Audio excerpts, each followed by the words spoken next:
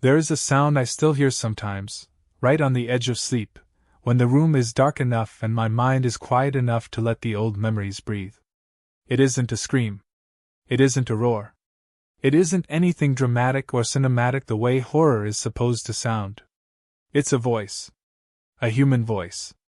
Warm and familiar and completely, devastatingly wrong in a way I still cannot describe with any precision, even now, even after everything. It called my name in a tone that sounded like someone who loved me. And when I moved toward it, because that is what we do, isn't it? When something we love calls to us in the dark, the forest went silent in a way that felt less like absence and more like held breath. I want you to understand something before I tell you this story. I am not a superstitious person. I have never believed in things that go bump in the night. I spent 11 years working in wilderness preservation in the southern Appalachians, most of that time inside the boundaries of the Great Smoky Mountains National Park, and in that time I developed an intimate, almost reverent relationship with the natural world. I understood the forest. I knew its rhythms, its logic, its reasons. I could read weather in the color of clouds over Klingman's dome. I could identify bird species by a single note at dusk. I could navigate 20 miles of ridge trail in total darkness by memory alone. The wilderness was not a mystery to me. It was a language I had spent my adult life learning to speak. And then something in those mountains began speaking back. Not the way nature speaks, not the way a white-tailed deer crashes through undergrowth, and your body floods with adrenaline, not the way thunder rolls across Thunderhead Mountain and your skin prickles with electric anticipation. This was different. This was something using the sounds of the human world, our words, our voices, our names, and wearing them the way a child wears a Halloween costume. Recognizable. Completely recognizable. And yet something underneath was wrong. Something in the fit. Something in the eyes behind the mask. I want you to ask yourself something while I tell you this story. Not what was in that forest. Ask instead what it would do to you, to your mind, to your sense of self, to your trust in your own perception, if the darkness around you began to sound exactly like everything you loved. Ask what happens to a person when the boundary between the known and the unknown doesn't break dramatically but erodes, slowly, quietly, inch by inch, over 18 months, until one morning you wake up and you cannot remember with any certainty which side of that boundary you're standing on. That is the story I'm going to tell you. That is the story I have been trying to tell someone for a very long time. My name is Daniel Cray. I grew up in Knoxville, Tennessee, which means the Smokies were the backdrop of my entire childhood, not in a romantic, postcard sense, but in the deeply ordinary way that mountains become part of the furniture of your life when you grow up near them. My parents weren't outdoors people. My father sold insurance, and my mother taught middle school English. On weekends we didn't go camping or hiking. We went to the grocery store and watched college football. But I could see the mountains from my bedroom window, and I remember lying in bed as a child and watching the clouds settle on the ridgelines like something enormous breathing, and feeling something I couldn't name then but would spend the rest of my life trying to articulate. It was the feeling that the world was larger than the walls around me. That something patient and ancient was out there, waiting for me to grow up enough to come looking. I studied environmental science at the University of Tennessee, then did a master's degree in wilderness ecology. After graduation, I spent 2 years doing contract fieldwork for various conservation organizations before landing what I considered my dream position, a research and monitoring coordinator role with the National Park Service, assigned specifically to the Smoky Mountains. My job was complex and varied, but its essential purpose was to know the park, to track it, to understand changes in its ecosystems, report on trail conditions, monitor wildlife corridors, and assist with the data collection efforts that kept the park's management informed and responsive. I was, in the simplest terms, a person paid to walk into the forest and pay attention. I was good at it. My supervisor Janet Calloway told me in my first performance review, one of the most naturally observant field researchers she had worked with in 20 years. I noticed things. That was my skill. The broken branch that suggested a bear had passed through. The subtle change in water clarity that indicated upstream erosion. The way a section of trail that should have been used was mysteriously undisturbed. I noticed things and I recorded them, and I built from those observations a picture of a living system that was endlessly complex and endlessly fascinating. I tell you this because I need you to understand what it meant when that skill, that fundamental talent for accurate observation, began to betray me. Or when I began to wonder if it was betraying me. Because that distinction, that small and terrible gap between those two possibilities, is where this entire story lives. The Smoky Mountains are unlike any other wilderness in the United States, and I say that not as promotion but as plain fact. The park straddles the Tennessee-North Carolina border and encompasses more than 500,000 acres of temperate rainforest, making it the most biologically diverse temperate ecosystem in the Northern Hemisphere. More tree species exist in its boundaries than in all of Northern Europe. The elevation range spans from under 1,000 feet in the river valleys to over 6,000 feet at the summit peaks, which means the park contains multiple distinct climate zones stacked on top of each other like geological layers. You can walk from subtropical forest conditions to something resembling the Canadian boreal in a single afternoon's hike. It receives approximately 12 million visitors a year, more than any other national park in the country. But here is what the visitor statistics don't tell you. 95% of those visitors never travel more than a quarter mile from a paved road. They pull over at the scenic overlooks. They walk the short interpretive trails near Sugarlands and Oconaluftee. They photograph black bears eating blackberries at the roadside and post them on social media and drive home. The interior of the park, the deep backcountry, the high ridges, the creek hollows that haven't been touched by significant human activity in decades, remains profoundly, sometimes shockingly remote. There are areas in those mountains where a person could walk for 3 days in any direction without encountering another human being. I loved that. That was the part of the job I never took for granted.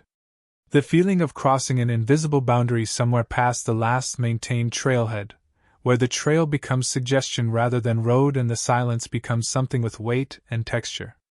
Most people are afraid of that silence. I was nourished by it. It felt like honesty. The world stripped down to its essential elements: elevation, wind, water, stone, the slow and ancient conversation between root systems and soil. But there is a thing about the Smokies that you only learn from extended time in the backcountry. The park has a specific quality of darkness that I have never encountered anywhere else on Earth. Partly it is the cloud cover. The mountains generate their own weather with remarkable consistency, and overcast nights are the rule rather than the exception, which means on many evenings not a single star is visible from the forest floor. Partly it is the density of the canopy. Even in late autumn after the leaves have fallen, the interlocking network of branches creates a ceiling that fragments and absorbs whatever ambient light might otherwise filter down. But there is something else, something I cannot explain with meteorology or botany, a quality of the darkness in the deep hollows and high ridges of the Smokies that feels less like the absence of light and more like the presence of something else. Something that has been there long before the light and will remain long after. The Cherokee people understood this. They inhabited these mountains for thousands of years before European contact, and their relationship with the landscape was not purely utilitarian or even purely spiritual in the way Western culture tends to interpret that word. It was intimate. The Cherokee had names for every hollow and ridge and spring-fed pool, and those names encoded stories, encoded warnings, sometimes, about the specific character of each place. The mountains were not merely scenic backdrop. They were inhabited.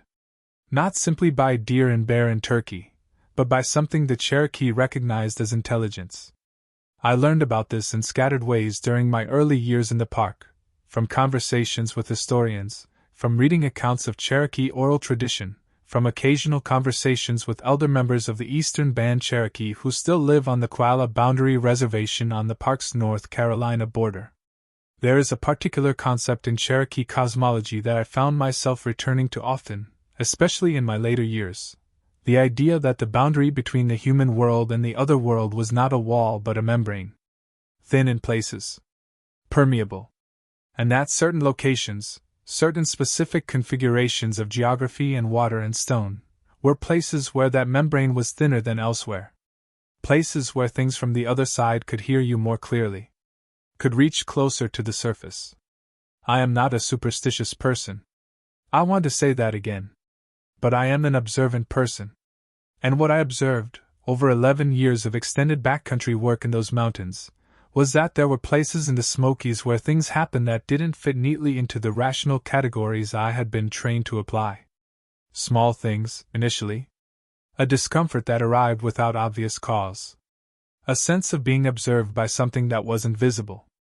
The feeling, familiar to anyone who has spent real time in wilderness, of the forest paying attention to you. I catalogued these impressions the way I catalogued everything, carefully, skeptically, with full awareness that the human nervous system in isolated conditions is prone to apophenia, the tendency to perceive meaningful patterns in meaningless stimuli. The brain in darkness and silence works overtime. It fills gaps. It invents. I knew this. I compensated for it. I maintained my empirical baseline the way a surgeon maintains sterile conditions, not because the contamination I was guarding against was necessarily real, but because the cost of ignoring it was too high to risk. And for 8 years, that discipline was sufficient. For 8 years, the strangeness stayed at a distance I could manage. I could acknowledge it, file it, move on. Then they gave me the overnight rotation at the Desolation Hollow monitoring station, and everything changed. Desolation Hollow is not a name that appears on any official park map. It is what the seasonal rangers and long-term field staff called a remote creek drainage in the northwestern corner of the park, a section of backcountry that had been largely closed to public access since the early 1990s due to a combination of trail washout damage and an ongoing research project studying old-growth forest recovery. The official designation was Sector 7 North, Unit 12, which tells you everything about how bureaucracies think and nothing about what the place actually was. The hollow was approximately 4 miles long, carved by a tributary of the Little River, with steep-sided ridges on both flanks that created an almost tunnel-like topography. At its deepest point the hollow floor was perhaps 100 feet wide, narrowing in places to 50, and the creek ran clear and cold over a substrate of ancient Precambrian granite that local geologists estimated was over 1 billion years old. The forest in the hollow was extraordinary even by Smoky Mountains standards. Because of its limited human access, the trees had grown to dimensions you rarely encountered in the eastern United States: hemlocks and yellow birches with trunk diameters over 4 feet, American beeches with smooth gray bark that looked almost like skin in low light, tulip poplars that rose 60, 70, 80 feet before the first branch. The undergrowth was dense and largely untracked, rosebay rhododendron thickets so impenetrable they were effectively walls, mountain laurel twisted into forms that looked architectural in their complexity, layers of fern and moss and liverwort covering every horizontal surface in shades of green so saturated they seemed almost fluorescent in the afternoon light. The monitoring station was a small weather-hardened shelter positioned at roughly the midpoint of the hollow, a single-room structure, approximately 12 by 16 feet, built from pressure-treated lumber on a concrete slab in the late 1980s. It had a wood stove, a folding bunk, a small propane stove for cooking, and a bank of monitoring equipment connected to a network of weather sensors, trail cameras, and acoustic monitoring devices that had been installed throughout the hollow as part of the old-growth recovery research. The purpose of the overnight rotation was to conduct manual data collection from this equipment network, run calibrations, replace batteries and remote sensors, and keep a physical presence log of any unusual conditions in the hollow. It was, on paper, a quiet and technically straightforward assignment. Prior to my rotation beginning in March of that year, 3 other researchers had cycled through it without notable incident. The previous occupant, a graduate student named Marcus Webb who had been there for 6 weeks the previous autumn, had filed a standard end-of-rotation report noting excellent data quality, 0 equipment malfunctions, and 1 confirmed black bear sighting near the upper sensor array. Nothing unusual. Standard fieldwork.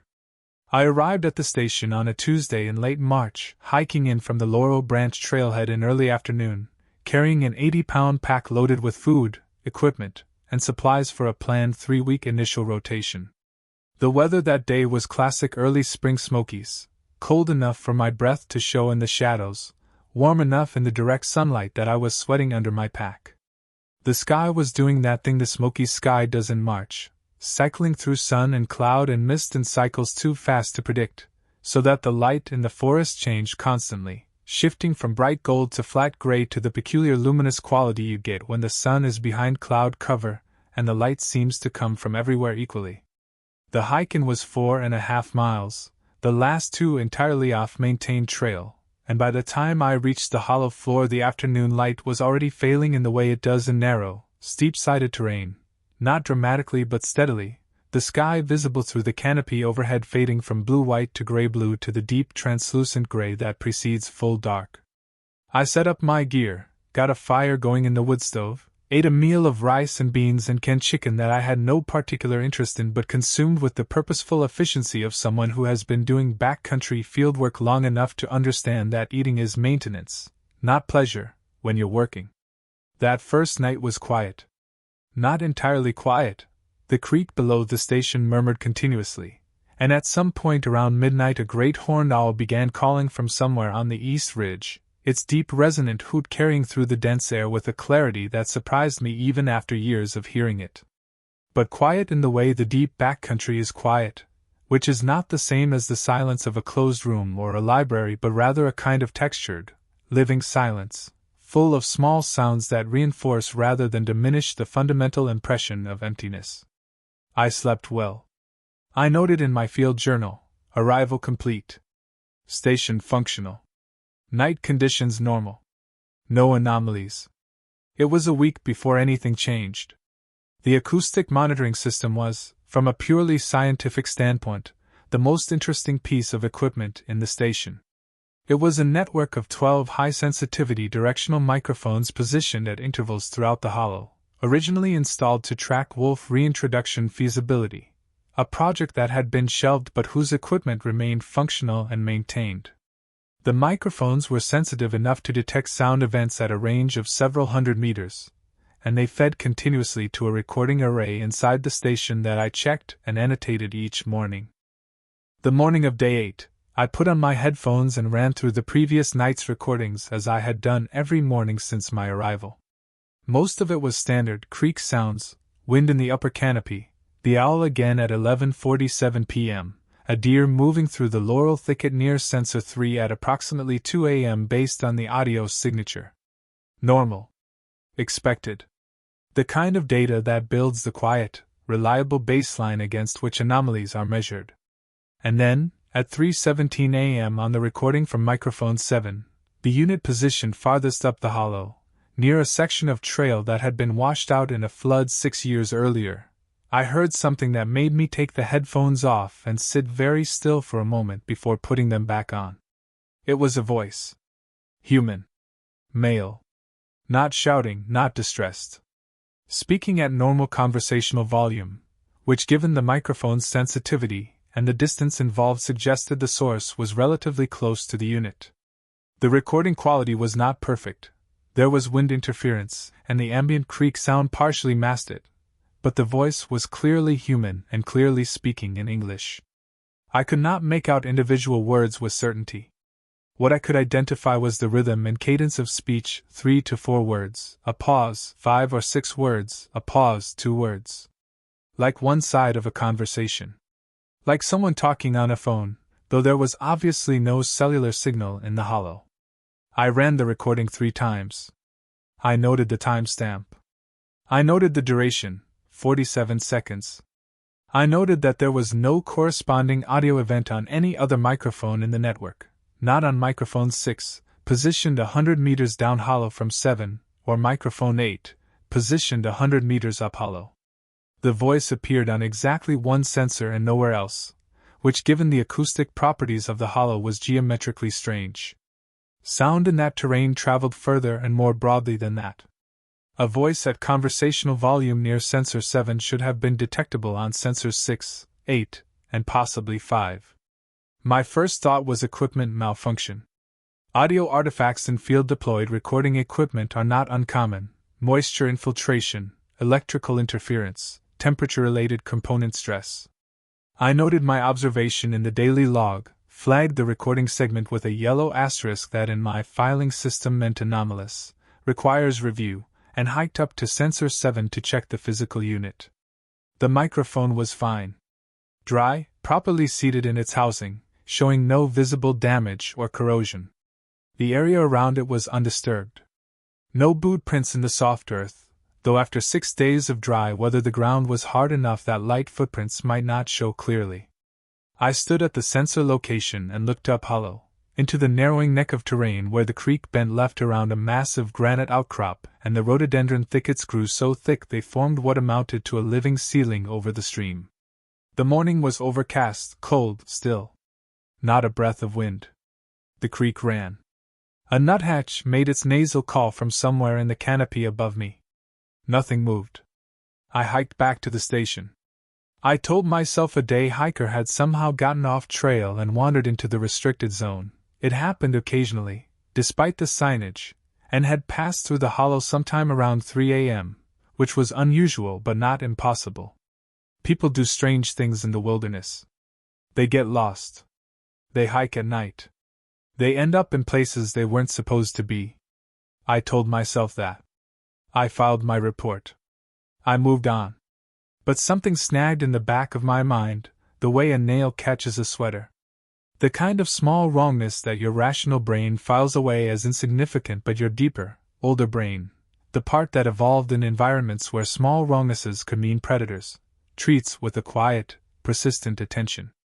Something about the cadence of the voice. Something about the rhythm of the speech. I couldn't articulate it then.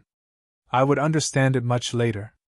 But my body knew something before my mind was willing to admit it, the way bodies sometimes do. My sleep that second week was lighter than it had been in the first week. I woke more easily. I lay in the dark of the station and listened more carefully than the situation rationally required. Nothing happened for 5 days. The recordings were clean. The sensors showed normal wildlife activity: deer, turkey, the occasional black bear signature near the berry thickets on the east ridge, twice a coyote moving through the hollow in the pre-dawn hours.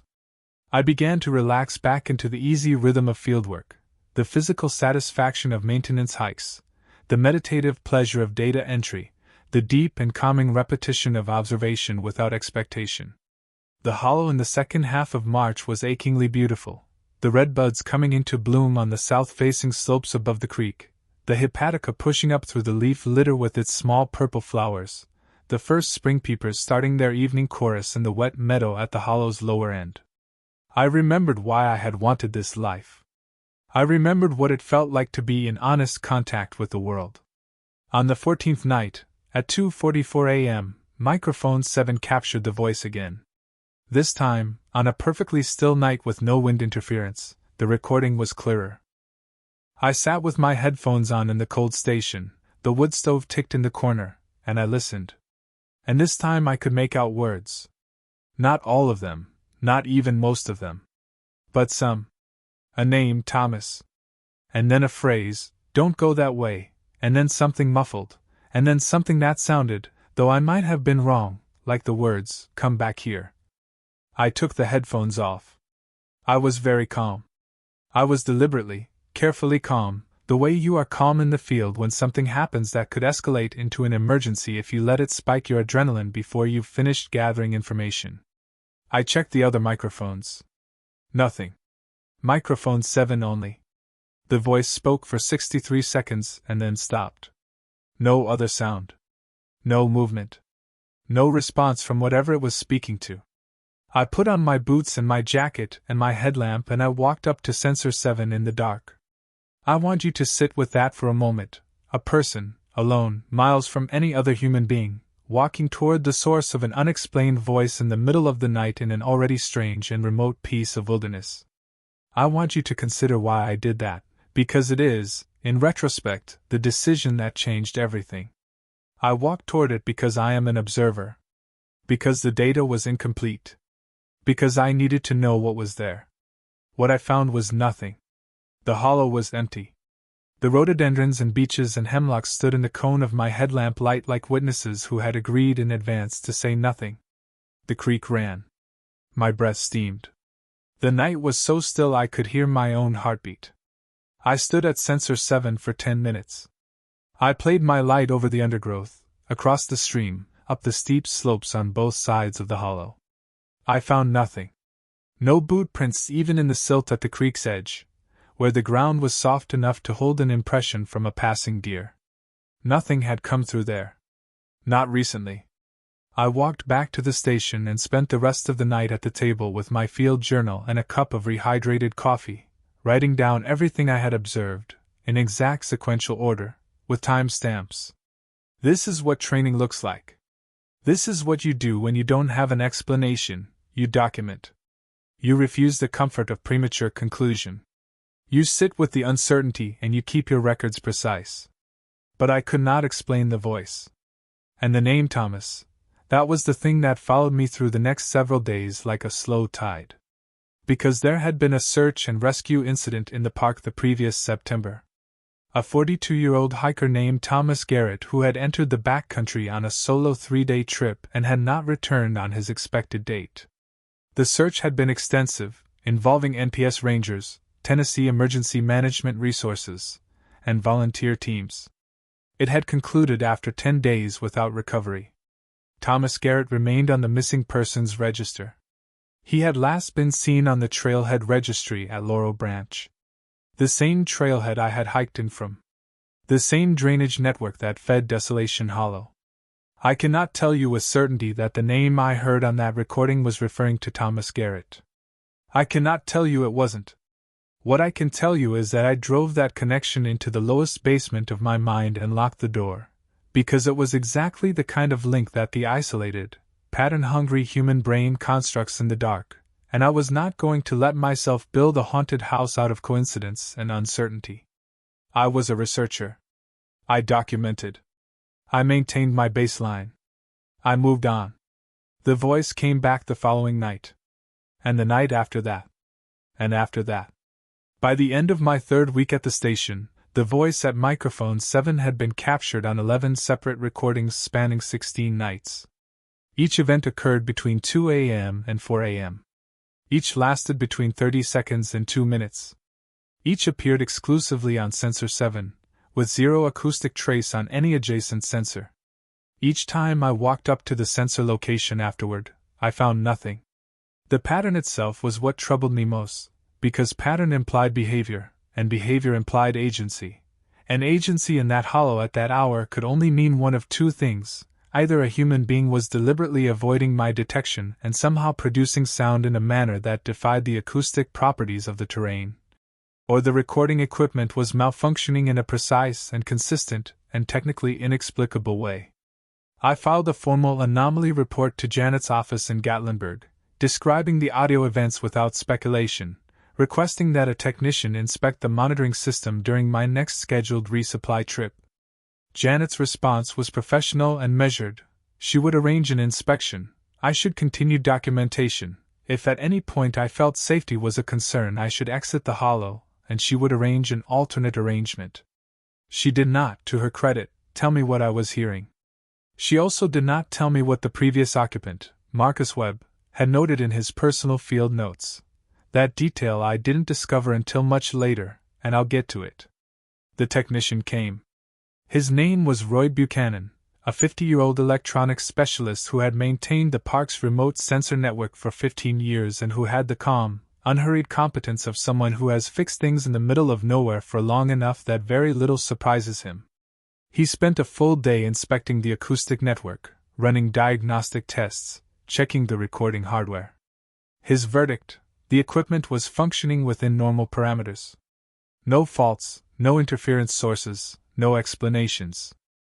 He did say something as he was packing up, almost as an afterthought, with his back to me and his voice carrying that particular quality of someone mentioning something they're not sure they should mention. He said the boys who put this equipment in, back in '89, they had a hard time out here. One of them requested reassignment before the project was finished. Said he kept hearing things at night. I always figured it was just the isolation getting to him. But this is odd country. Always has been. I asked him what he meant by odd. He finished zipping his pack and stood up and looked at the hollow walls around us with an expression I recognized. The expression of a person who has made peace with something they cannot explain, and has no intention of revisiting the terms of that peace. He said, just odd. You know how places are. And then he hiked out. I didn't know how places were. That was the problem. The character of the voice changed in my 4th week. Until that point, though it had been unsettling, the voice on the recordings had been simply that, a voice. Male, adult, speaking at conversational volume. The words I could distinguish were unremarkable in themselves. Names, fragments of direction, the kind of things you say to a companion on a trail. Don't go that way.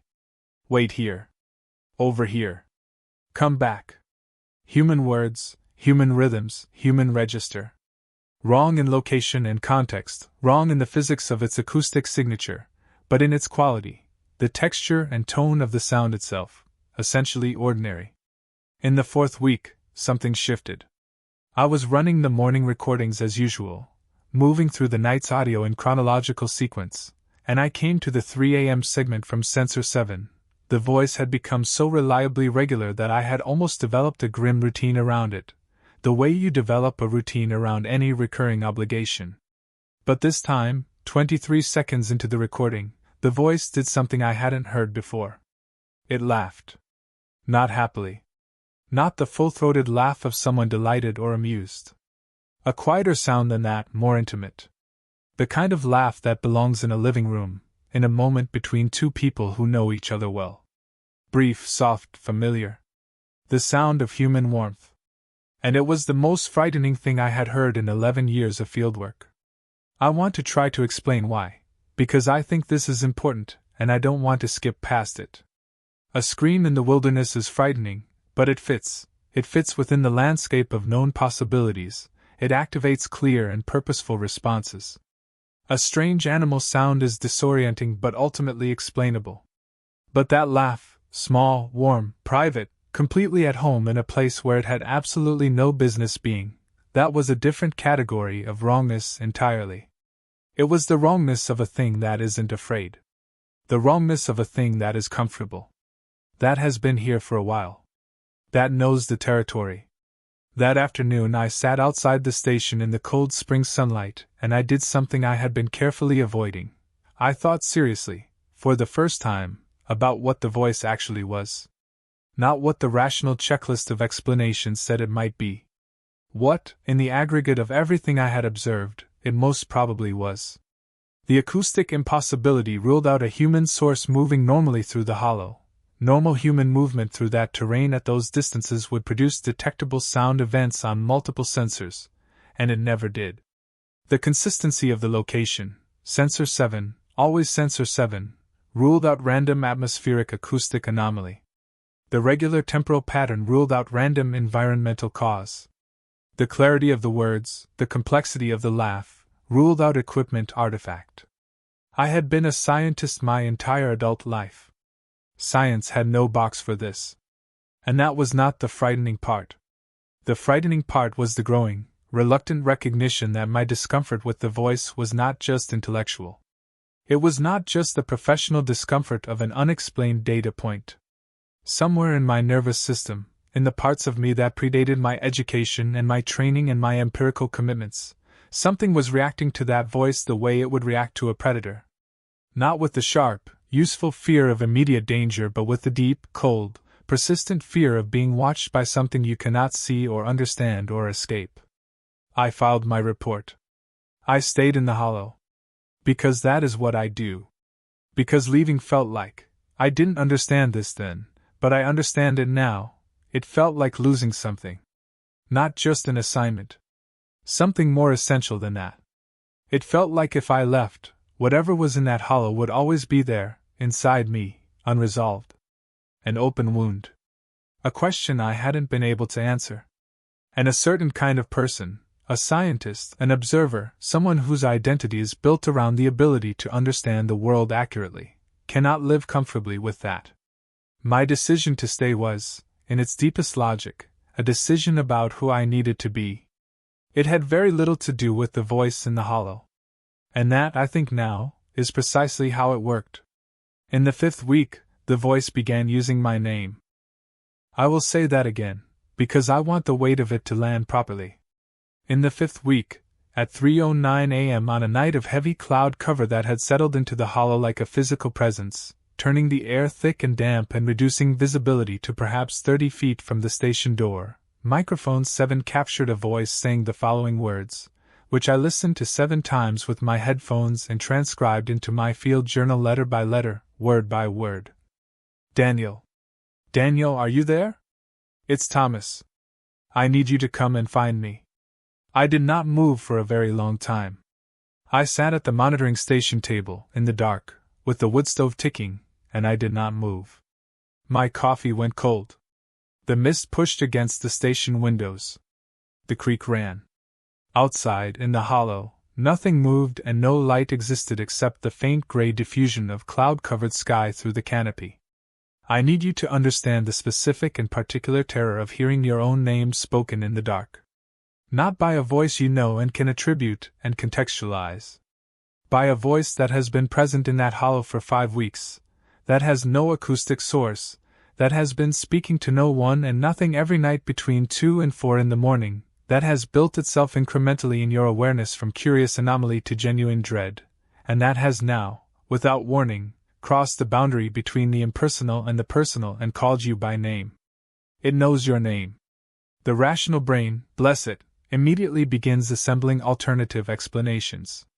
The audio artifact theory, now deeply implausible, nonetheless gets dragged back out and examined desperately. The idea that the recording captured some echo of radio communication or some other human source, contorting itself around the acoustic evidence to find any explanation that doesn't require confronting the most direct interpretation. My rational brain worked hard that morning. It worked very hard. But underneath all of that, very quiet and very steady, the older brain simply noted, it knows your name. It wants you to come. I reported this to Janet in full that afternoon via satellite phone. I transcribed the recording text verbatim and read it to her. There was a long pause after I finished reading. Janet Calloway had been with the NPS for over 25 years. She was not a dramatic person. She was not given to catastrophizing or to reassurance she didn't mean. The pause stretched out, and in it I could hear her thinking, and what I heard in that thinking was not certainty but weight. The weight of someone taking a thing seriously that they very much wish they could explain away. She said, Daniel, I want you to come out. Not because I think you're in danger. I just want to have a face-to-face conversation about this. I said, it's using Thomas Garrett's name. Another pause. I know, she said. That's why I want you to come out. I told her I wanted 3 more days. She agreed, with conditions. Check in via satellite phone twice daily instead of once. Stay within sight of the station at all times after dark. Do not approach Sensor 7. I agreed. I stayed. I want to tell you what happened in those 3 days, because they constitute the most significant and the most difficult part of what I experienced in the hollow, and because without them the rest of this account would be incomplete in a way that would falsify the essential truth of what I'm trying to describe. The first night of those 3, nothing. The recording from Sensor 7 captured ambient creek sounds and wind movement and the owl, always the owl, and nothing else. I noted this with a feeling that I was embarrassed to recognize as disappointment. I had stayed for 3 more days to gather data, to document, to understand. The absence of the voice felt like being stood up, which was an irrational response to an anomalous acoustic phenomenon, and I noted my own irrationality alongside the objective data in my field journal with the same precision I applied to everything else. The second night, at 3:47 a.m., I woke up. Not to any sound I could identify. Simply woke, immediately and completely, the way the body does when something in the environment has shifted below the threshold of conscious perception. I lay in the bunk and listened. The wood stove had gone cold. The hollow was absolutely silent, not the textured living silence of a normal night but a complete silence, a silence that had a quality I can only describe as stopped. As if something had pressed pause on the natural world. And then, from outside the station, maybe 20 meters away, a voice said my name. Not from the recording equipment. Not from Sensor 7, 400 meters up the hollow. From outside the station door. In the real air. At conversational volume. with the warmth and familiarity of someone who knows you. Daniel. I did not open the door. I want to be clear about that. I lay in the bunk and I was absolutely still, and I did not open the door. And the part of me that wants to present myself as a rational, measured professional wants to tell you I made that decision on the basis of sound tactical thinking about safety protocols. But the truth is I didn't open the door because every cell in my body that had evolved over millions of years in environments where things called to you in the dark were not things you walked toward. Every one of those cells was screaming at me to remain exactly where I was. The voice said my name once more. The same tone. Warm. Patient. Not distressed, not demanding. The voice of someone who had time. The voice of someone who knew, with complete confidence, that eventually you would come. Then the silence ended and the creak resumed and the normal night sounds returned, flooding back in like water into a vacuum, and I was alone in the station with my heart going at approximately twice its resting rate, and my hands wrapped around my sleeping bag liner hard enough that my knuckles ached. I did not go outside until dawn. In the first light, I walked the perimeter of the station. I checked the ground in a radius of 30 meters in every direction, looking for boot prints, for disturbed vegetation, for any physical evidence of something having been there. The ground was soft from overnight dew. In the moist soil on the creek side of the station, within 10 meters of the door, I found a print. A single boot print. Left foot, I estimated, medium to large male size. Deep enough to suggest significant body weight. Fresh.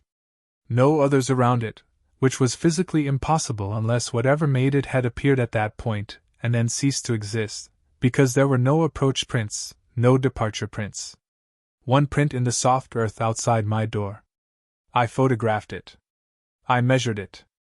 I stood in the early morning light of that ancient hollow and I felt, for the first time in 11 years of wilderness work, genuinely and completely alone in a way that had nothing to do with the absence of other people. I felt alone in a deeper sense. The sense that the world I was standing in was not fully the world I thought I knew.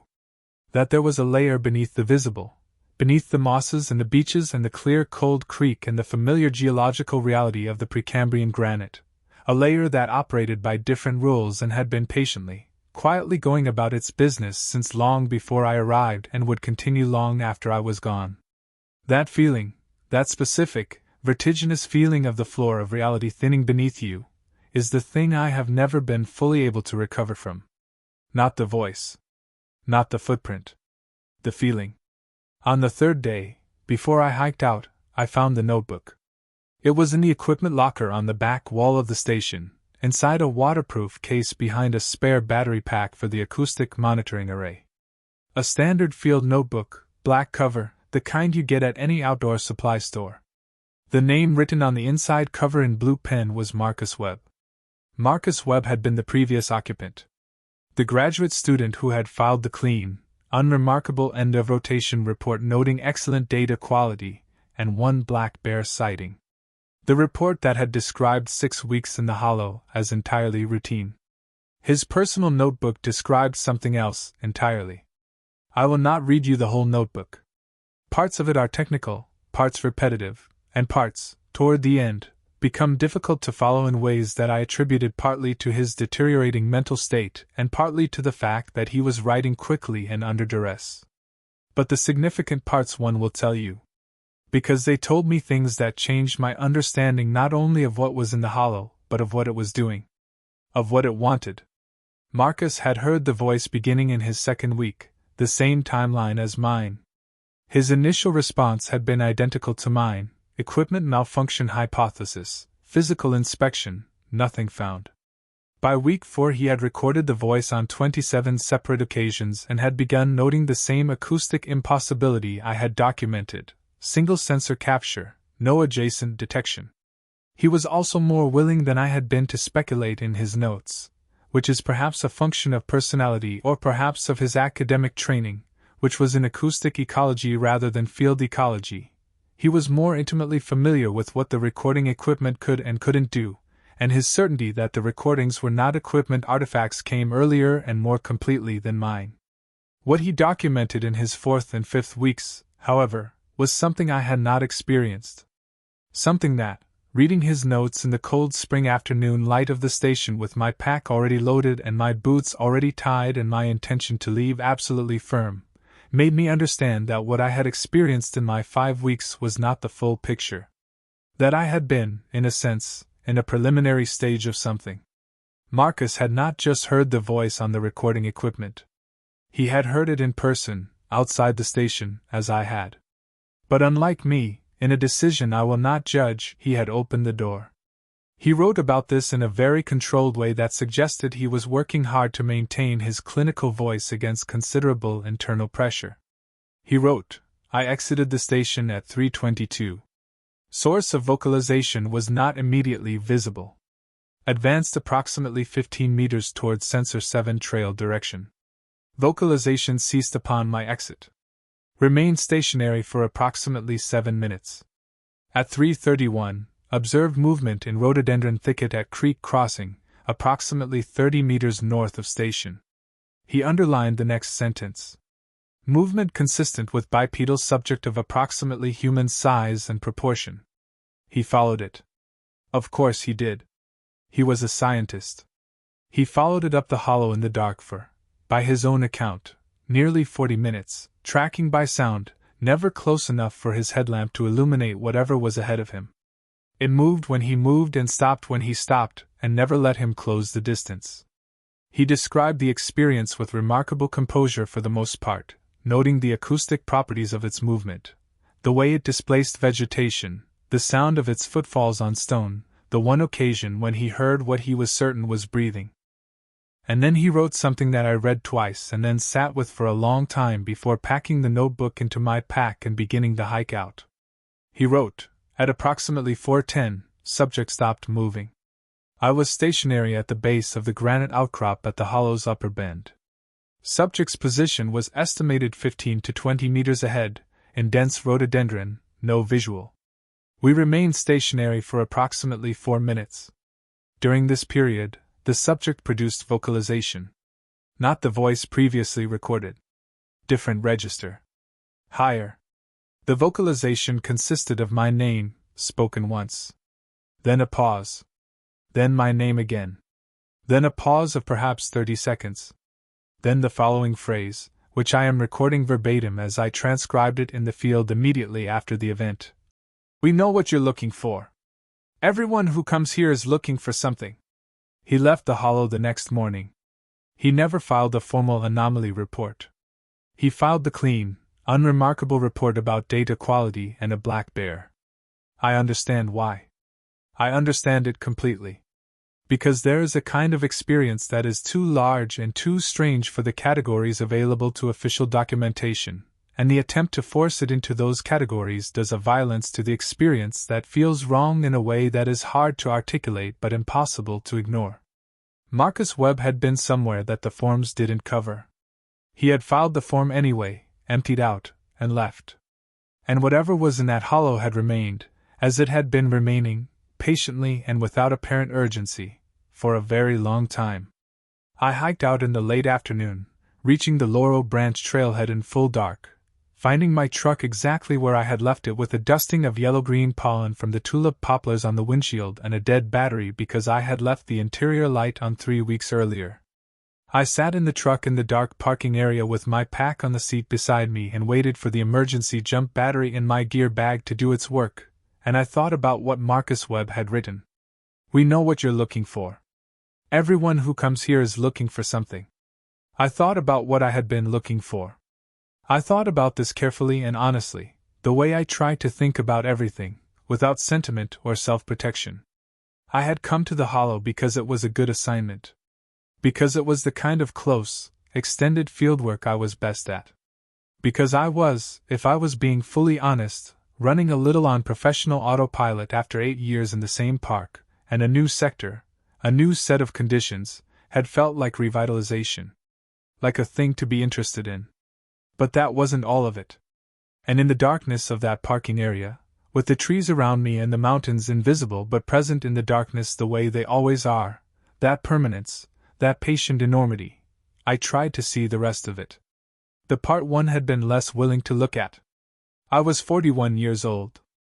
I had spent most of my adult life in the wilderness, and specifically in this wilderness, and my relationship with it was, by any normal human measure, the primary relationship of my life. More consistent, more intimate, more sustaining than any human relationship I had managed to maintain. I had been married briefly in my early 30s, to a woman named Caroline who was brilliant and kind and who had eventually, with great patience and no cruelty, explained to me that she did not feel she had ever fully had my attention. That there was always somewhere else I needed to be. Always a ridge or a hollow or a sensor array that was more urgently real to me than the room we were standing in together. She had not been wrong. I had not tried to argue. I had watched her leave with a grief that surprised me with its depth, and then I had gone back to the mountains, and the grief had not exactly faded but had been absorbed, gradually, into the texture of the forest the way everything eventually is. The way everything, in enough time, becomes part of the landscape. What was I looking for? I think I had been looking, for most of my adult life, for something the wilderness could give me that the human world couldn't. Not danger, not adventure, not the performance of ruggedness that draws a certain kind of person to wilderness work. Something quieter than that. Something more like permission. The sense that I was enough, exactly as I was, silent and observant and fundamentally solitary, in a world that required nothing of me except my attention. The sense of being fully real. And the hollow, that strange and ancient and impossible hollow, had given me that, in the most disorienting way imaginable. It had paid attention to me. Whatever was there, whatever it was, it had noticed me. It had learned my name. It had come to my door. It had done what nothing in my human life had managed to do for a very long time. It had made me feel that my presence mattered. That I was seen. I don't know if that understanding is comforting or horrifying. I suspect it is both. After I came out, I spent 2 weeks at my apartment in Knoxville writing the most detailed and complete report I had ever produced in my professional life. Every observation, every recording timestamp, every measurement, every photograph, every quotation from Marcus Webb's notebook that I had, with his permission obtained by email, included in full. I sent it to Janet Calloway. I sent copies to the park superintendent and to the regional NPS office. The response was careful and professional, and, in its own way, completely honest. There would be a review of the Desolation Hollow monitoring program. Overnight rotations would be suspended pending that review. The acoustic monitoring records would be assessed by an outside consultant. There were no findings to report at this time. I should continue my normal duties. If I had concerns about my own mental health following an extended solo field deployment, the NPS had excellent employee assistance program resources available. I went back to my normal duties. I did the work. I hiked the trails and read the sensors and filed my reports. The mountains were the same mountains. The work was the same work. Nothing had changed except me. The thing that had changed in me was not, I want to be clear, a loss of function. I did not break down. I did not develop the kind of obvious, clinical psychological symptoms that would have been visible to my colleagues or my supervisors. I continued to be, by any external measure, a competent and reliable field researcher. But something in my relationship to the wilderness had shifted. Something in the fundamental trust one had always extended to the sensory world, the trust that what I observed was what was there, that my perceptions were reliable, that the boundary between myself and the environment I moved through was stable and clear. Something in that trust had developed a fracture. Not a large fracture. A hairline crack. The kind you find in structural material that has been stressed beyond a threshold it was not designed to exceed. Invisible from the outside. Potentially stable indefinitely. Potentially not. What the hollow had done to me, and I thought about this a great deal in the months following, and I think about it still, was not terrorize me. Not in the conventional sense. It had not made me afraid of the dark, or of solitude, or of the wilderness I loved. What it had done was more subtle and more lasting. It had introduced a question into the center of my certainty. The question was not supernatural. It wasn't what was that thing in the forest. The question was personal. It was about me. What does it mean that it called your name? What does it mean that it knew what you were looking for? What does it mean that you wanted to go toward it? In July, for months after my hollow rotation, Janet called me into her office. She had the careful, settled expression of someone who has thought through a difficult conversation in advance and knows how they want it to go. She told me that the independent acoustic consultant's report had returned. The consultant had reviewed all available recordings from the sensor network during my rotation period. He had confirmed the equipment was functioning within normal parameters throughout. He had documented 17 recording events on Sensor 7 between March and April that he described as anomalous audio captures of uncertain origin. He had not been able to identify a source. His conclusion, in the measured language of someone whose professional reputation required caution, was that the acoustic environment of the monitoring site exhibited characteristics inconsistent with standard field recording conditions, and that further site assessment may be warranted. Janet closed the file and looked at me across her desk and said, "I want to tell you something that I'm probably not supposed to tell you." I waited. She said, "You're not the first. And Marcus wasn't the second. Over the past 15 years, we have had 4 researchers report anomalous acoustic events from that site. The first 2, we attributed to equipment issues and moved on. The third one, a woman named Dana Cho, who was there in 2014, wrote a report very similar to yours. She requested a transfer out of the park 6 months after her rotation. She's at an office job in Washington now." Janet was quiet for a moment. "I don't know what it is. I don't think anyone knows. I don't think anyone is going to come out here and tell us what it is." She paused. "What I do know is that it hasn't hurt anyone. Whatever it's done, it hasn't done that." I asked about Thomas Garrett, the missing hiker whose name had been spoken in the recordings. Janet looked at her hands. She said, "His remains were found in April. Routine search in the sector. He had fallen from a trail above the hollow. He had been there since September. It was an accident, Daniel. That's what the investigation concluded. An accident."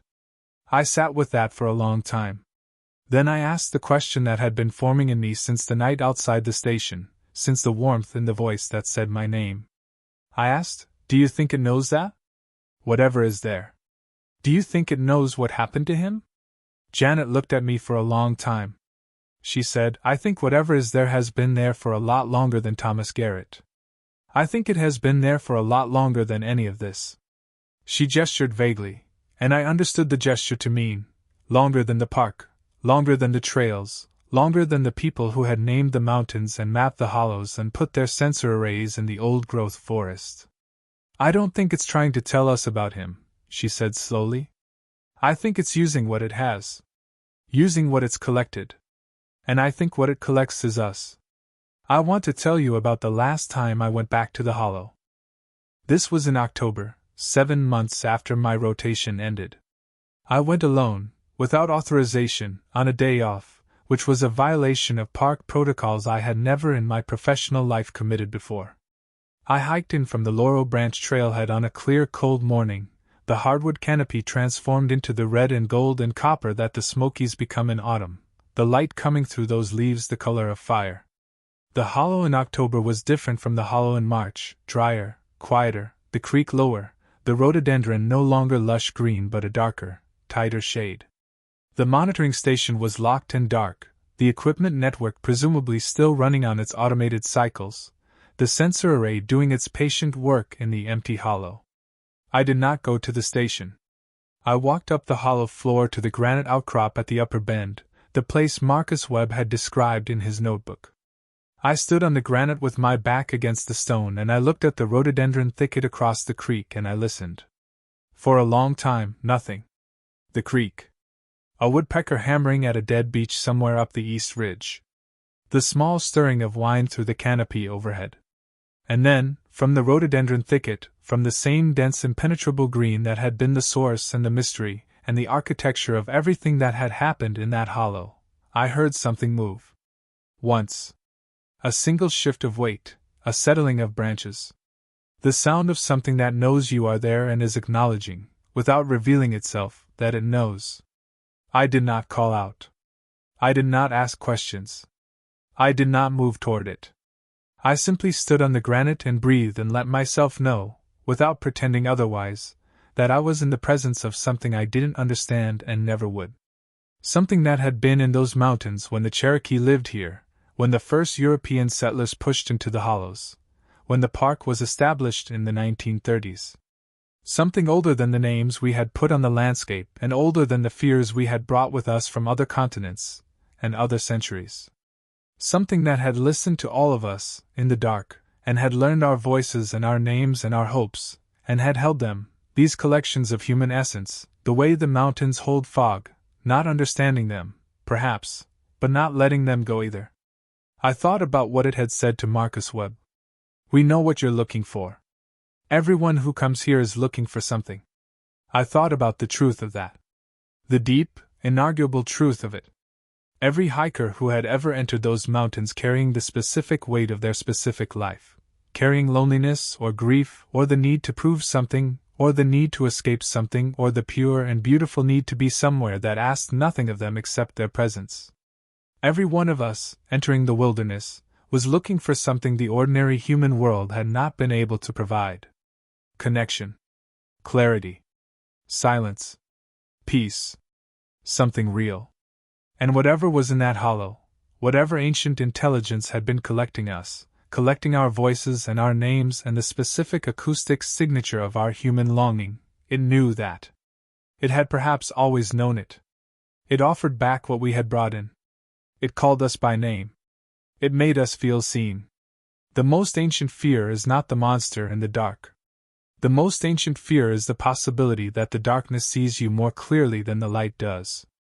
That what is out there, beyond the edge of the firelight, beyond the edge of the known, understands something about you that you have been working your whole life not to understand about yourself.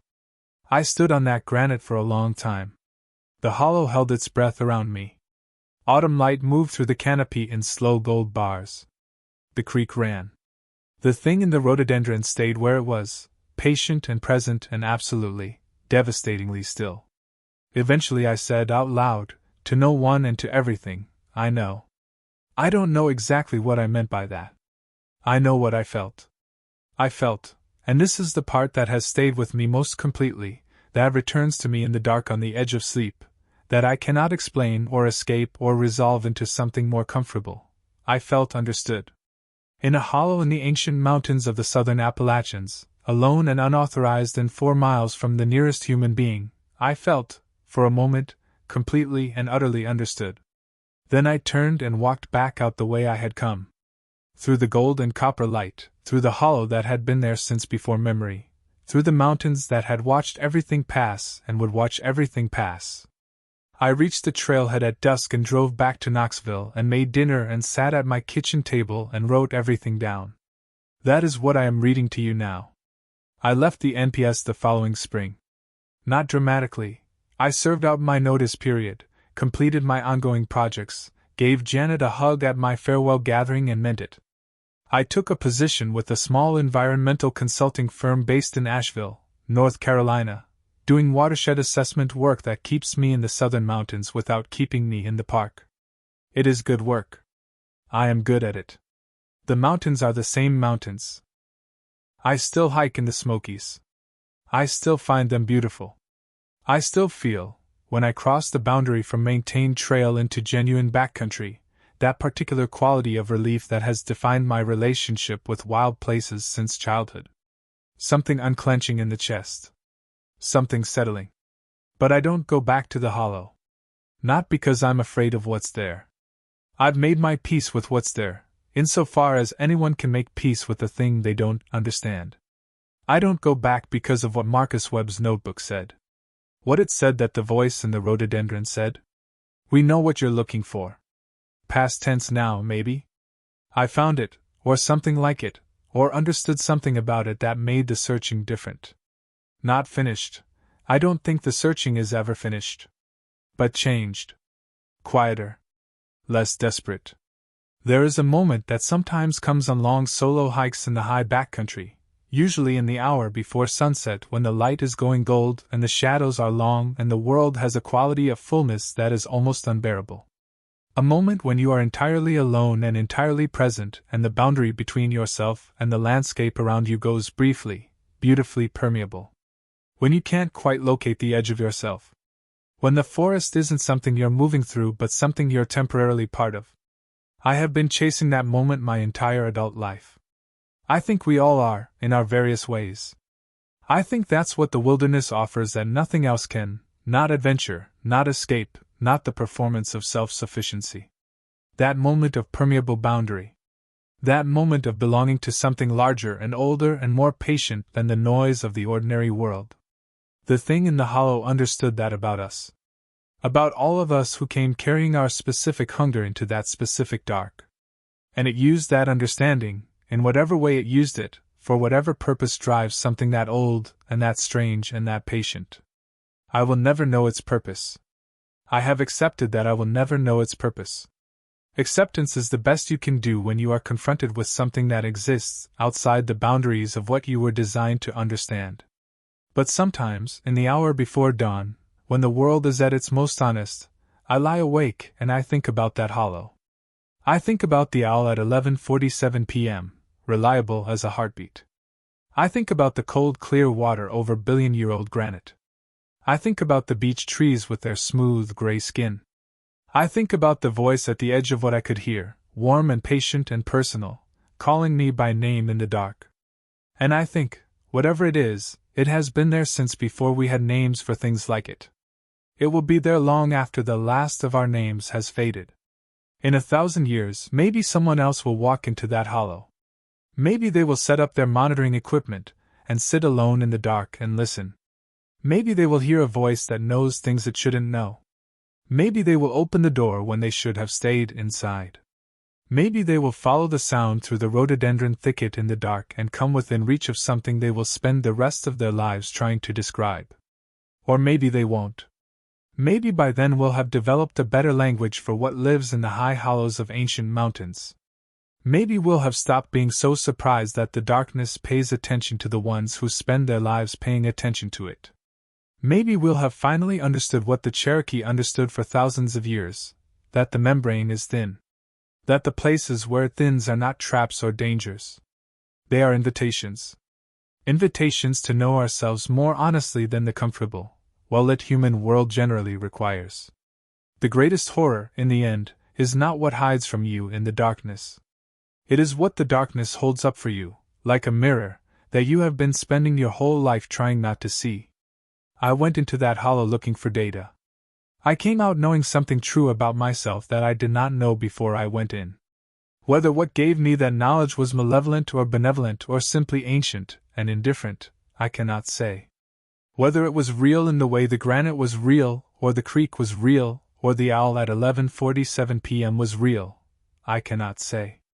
What I can say is this: the Smokies are 12 million visitors a year, and the mountains have been there for hundreds of millions of years. There are places in those mountains that have never been fully mapped, hollows and ridges and creek drainages that appear on no official chart, where the forest has been undisturbed so long that it has developed into something the ecology textbooks don't quite have words for. And in some of those places, in the hours between midnight and dawn when the normal human world is asleep and the ancient world is briefly, quietly awake, something listens. Something learns. Something waits for the ones who are looking for something. And if you are ever in those mountains deep in the backcountry in the hours when the darkness is complete and the silence has that particular held quality that your body recognizes before your mind does, and you hear your name spoken in a voice that sounds like someone who knows you, who loves you, who has been waiting for you, stay where you are. Stay very, very still. And ask yourself, before you take a single step toward that voice, what it is you came here looking for. Because it already knows the answer. And it has been waiting a very long time to show